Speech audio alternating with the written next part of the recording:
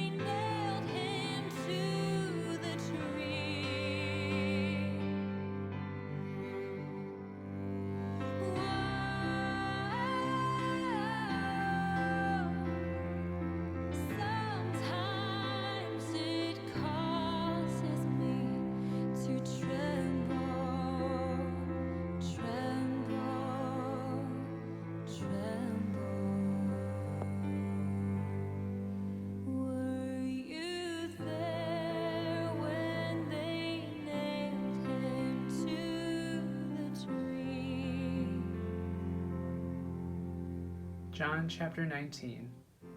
Then Pilate took Jesus and scourged him, and the soldiers plaited a crown of thorns and put it on his head, and arrayed him in a purple robe. They came up to him, saying, "Hail, King of the Jews," and struck him with their hands. Pilate went out again and said to them, "See, I am bringing him out to you, that you may know that I find no crime in him." So Jesus came out, wearing the crown of thorns and the purple robe. Pilate said to them, "Behold the man." When the chief priests and the officers saw him, they cried out, "Crucify him! Crucify him!" Pilate said to them, "Take him yourselves and crucify him, for I find no crime in him." The religious authorities answered him, "We have a law, and by that law he ought to die, because he has made himself the Son of God." When Pilate heard these words, he was more afraid. He entered the headquarters again and said to Jesus, "Where are you from?" But Jesus gave no answer. Pilate therefore said to him, "You will not speak to me? Do you not know that I have the power to release you and the power to crucify you?" Jesus answered him, "You would have no power over me unless it had been given to you from above. Therefore, he who has delivered me to you has the greater sin."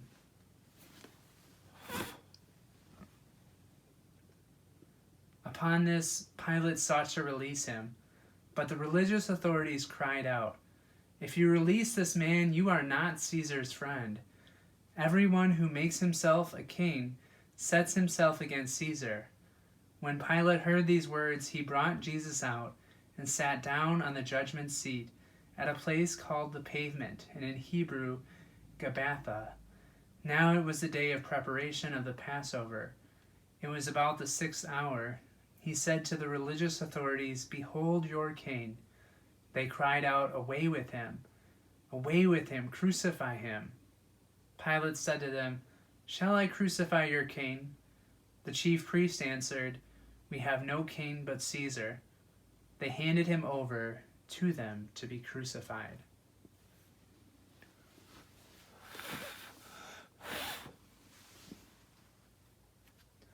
So they took Jesus, and he went out, bearing his own cross, to the place called the Place of a Skull, which in Hebrew is called Golgotha. There they crucified him, and with him 2 others, one on either side, and Jesus between them. Pilate also wrote a title and put it on the cross. It read, "Jesus of Nazareth, the King of the Jews." Many of the Judeans read this title, for the place where Jesus was crucified was near the city. It was written in Hebrew, in Latin, and in Greek. The Jewish chief priests then said to Pilate, "Do not write the King of the Jews, but this man said, 'I am the King of the Jews.'" Pilate answered, "What I have written, I have written." When the soldiers had crucified Jesus, they took his garments and made 4 parts, one for each soldier, also his tunic. But the tunic was without seam, woven from top to bottom. So they said to one another, "Let us not tear it, but cast lots for it to see whose it shall be." This was to fulfill the scripture, "They parted my garments among them, and for my clothing they cast lots." So the soldiers did this. But standing by the cross of Jesus were his mother and his mother's sister, Mary the wife of Clopas, and Mary Magdalene.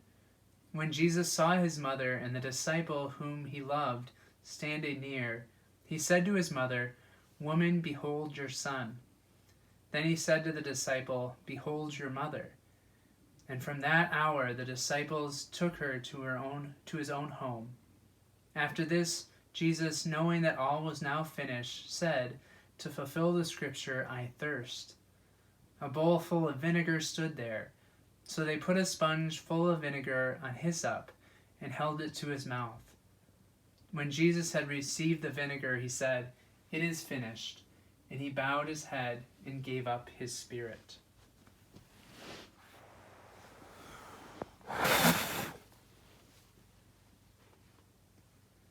Since it was the day of preparation, in order to prevent the bodies from remaining on the cross on the Sabbath, for that Sabbath was a high day, the religious authorities asked Pilate that their legs might be broken and that they might be taken away. So the soldiers came and broke the legs of the first and of the other who had been crucified with him.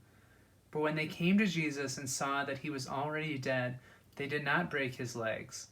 But one of the soldiers pierced his side with a spear, and at once there came out blood and water. He who saw it has borne witness. His testimony is true, and he knows that he tells the truth, that you also may believe. For these things took place, that the scripture might be fulfilled. Not a bone of him shall be broken. And again another scripture says, "They shall look on him whom they have pierced."